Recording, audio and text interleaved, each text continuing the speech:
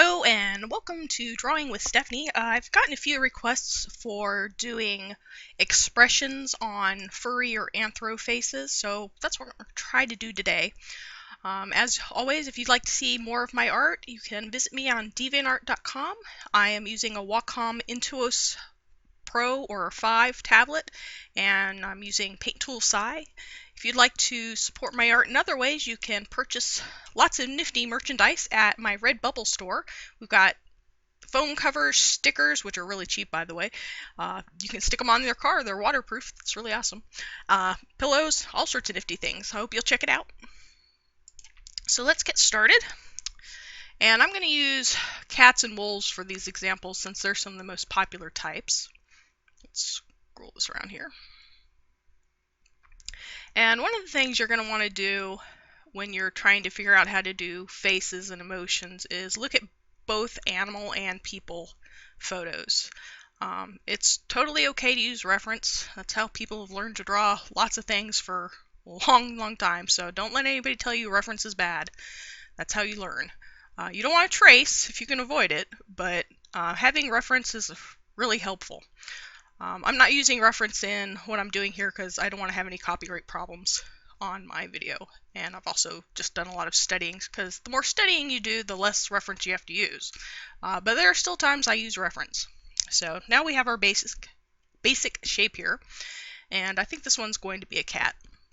So let's make this an angry cat. And so when you look at pictures or, maybe you have a real cat, one of the things you'll notice is when they're upset, their ears go back.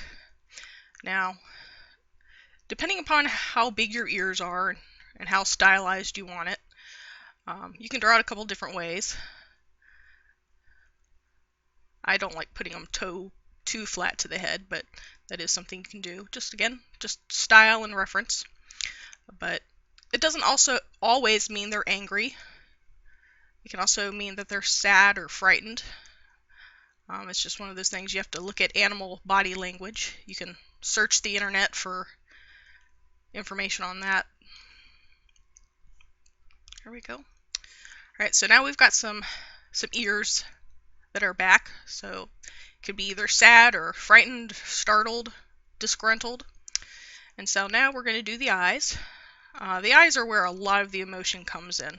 So if I wanted him to be angry, people with angry faces tend to narrow their eyes a lot. So that's what we're going to do with this first example. So I'm going to make them fairly thin.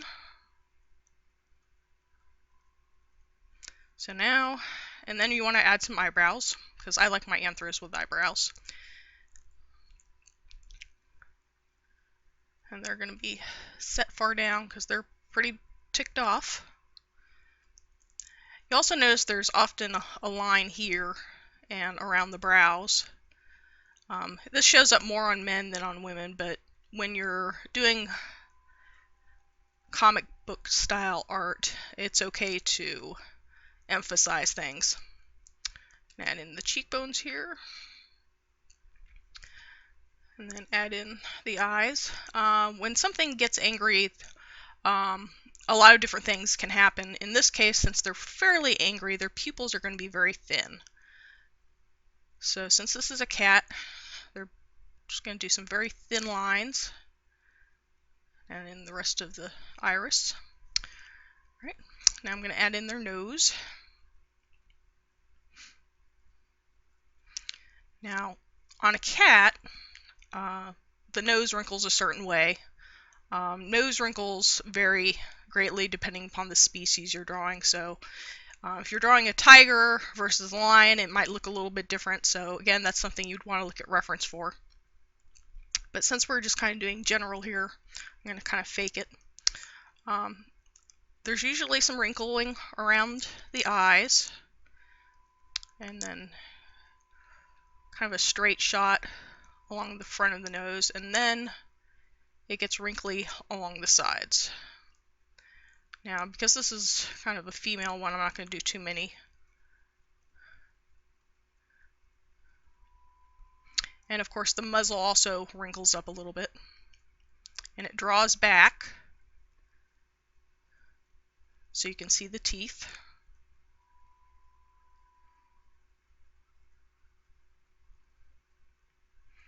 So I'm going to add in some wrinkles along the muzzle.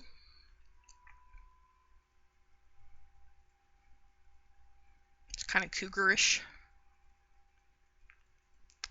And then of course you're going to add in the teeth. You're going to see a little bit more of the gum line.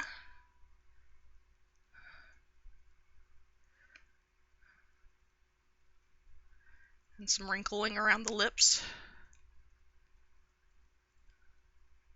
And of course the tongue is going to be more prominent.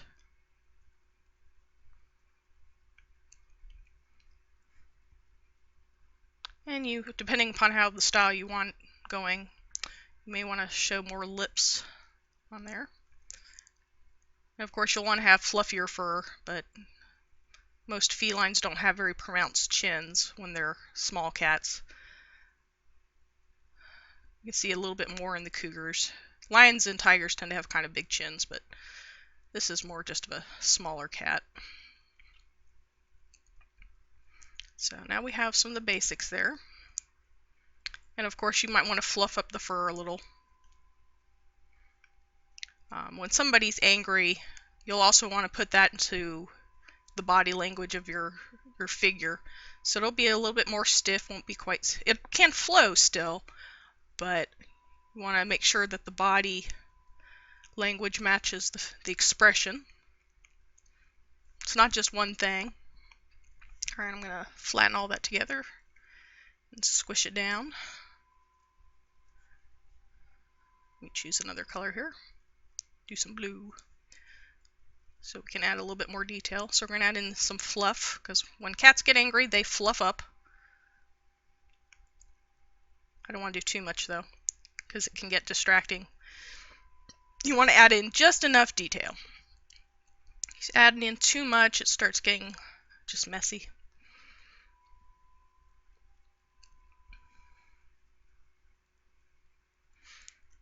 And add to the sides here again.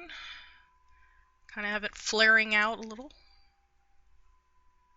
I'm going to have a little bit flaring here too. There we go.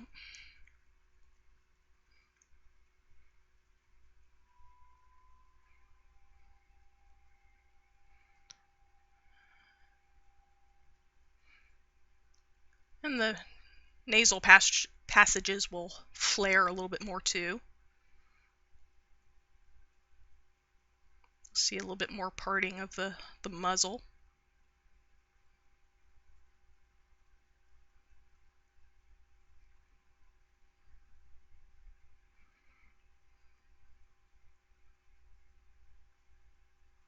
And I highly recommend looking at reference when you first start doing this.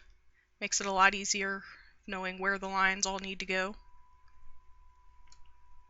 And you'll notice something, if you look at people when they're doing expressions, it can be pretty different between individuals. So try looking at lots of individuals and see how the wrinkles of their face line up.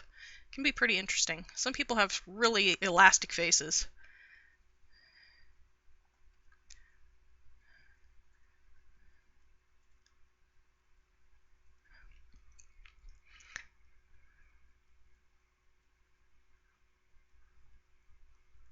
And you want to, kind of over-emphasize than under-emphasize most of the time.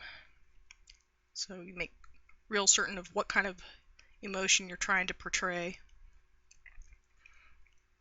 Probably see a little bit of the gum line in there. Some of the back teeth.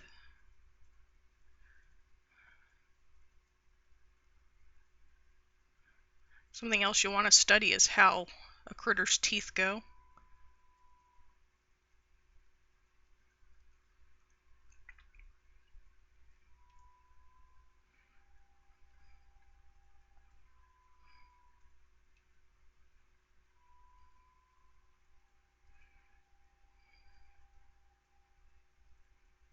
There you go. They're usually just 4 teeth up in the front, and I prefer to stylize it. I don't like drawing each individual tooth. I tend to think it looks overly complicated and messy. Less is more sometimes.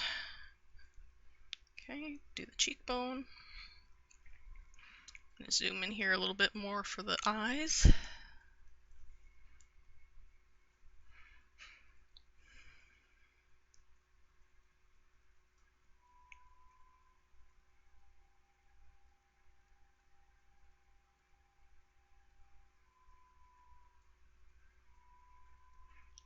Remember, you don't want to do too many wrinkles if you're doing a female. Not because they don't wrinkle up as much, it's just it tends to make them more masculine looking. Or more masculine looking, I should say. There we go. And the eyes.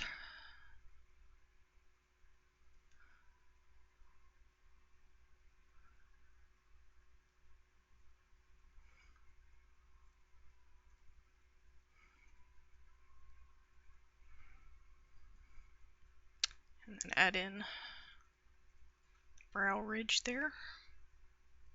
Not everybody draws brow ridges, that's just a stylistic thing. I like them with brow ridges. I think it makes them look a little more interesting. And the top of the head. This one's not going to have hair, so I'll just give it some extra fluff. And because they're angry, it's going to fluff up some more. And of course the ear. And a little bit of fluff coming out of it. There we go. Some more fluff. Alright, so now we have a very angry kitty here.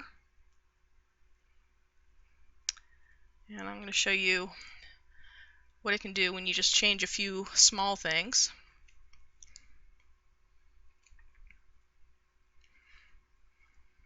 Merge all that. So what if they were sad instead? Or frightened? Let's do frightened. So I can just change the mouth here. Because I can kind of keep the eyes the same. Little changes can make big differences. I think I'm going to erase the bottom of the lip here.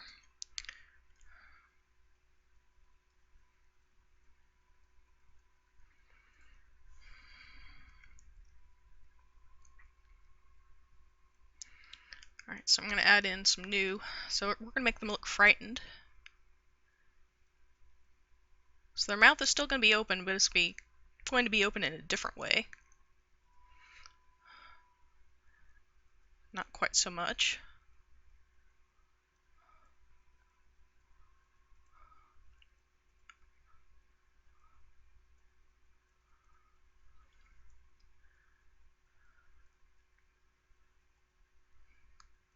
And add in the chin again.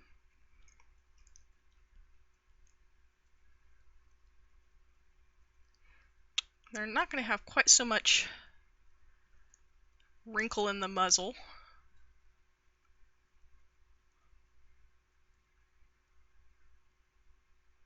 And you'll see less of the teeth.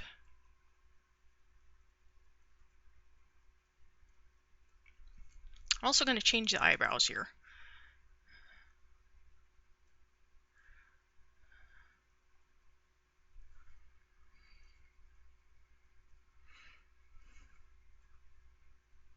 Now they're going to kind of point up. Oops, a little too low. So there's still going to be a lot of wrinkling on the forehead here. But it's going to change the expression too.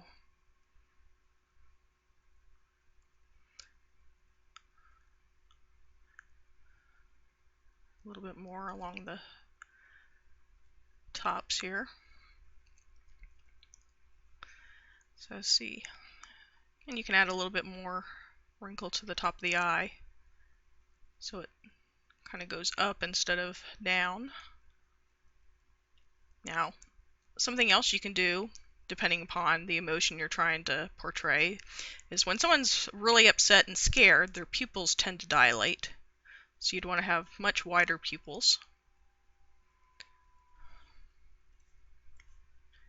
So with just a few changes here, we have changed the expression.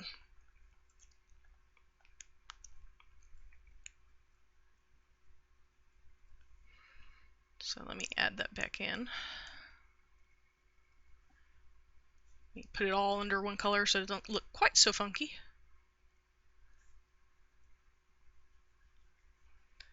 So now we have Scared Cat. And you could do a couple other things. You can make the mouth even wider. So let's see, what's another good emotion to do? Oops. How about we do sad? I think we can keep the eyes the way they are, but let's lower the ears a little bit more. So they're kind of slumping instead of just back. So I'm going to curve them up just a little bit. So now they're really sad and depressed.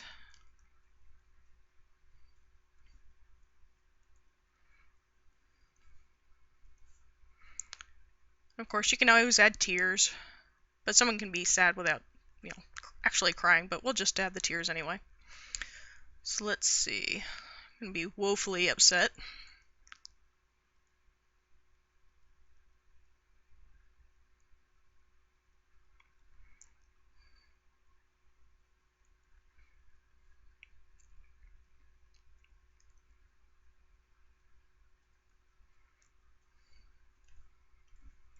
Let's see.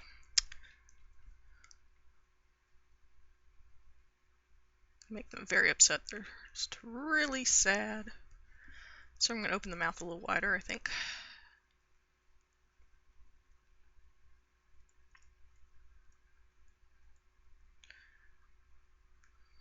But you could have it closed if you wanted to, too, but we're going to open. Also, people's lips sometimes, will tug one way versus the other. We're going to take the wrinkles out. Some of them anyway.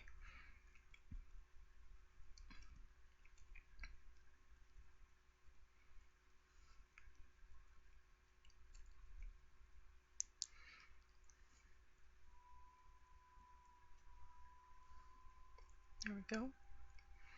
Still going to have the tongue in there.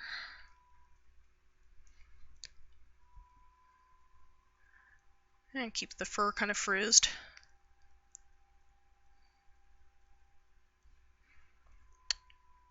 Show just a little bit of the teeth.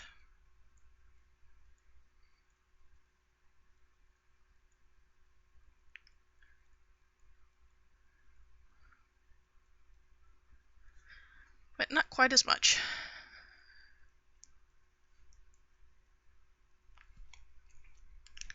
And I'm going to erase some of the wrinkles back there. Probably want to leave the ones on the underside of the eyes there.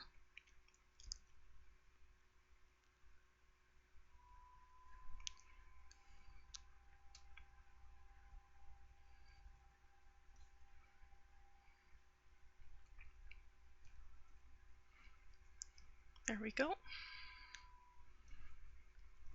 You can make them a little closer together.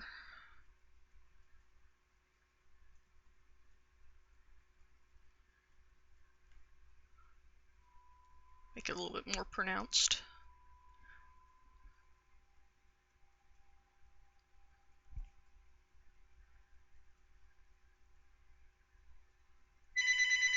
Whoops. And I'm going to have to pause, so I'll end this here, and I'll try to do some more later. Thanks for watching. Bye-bye.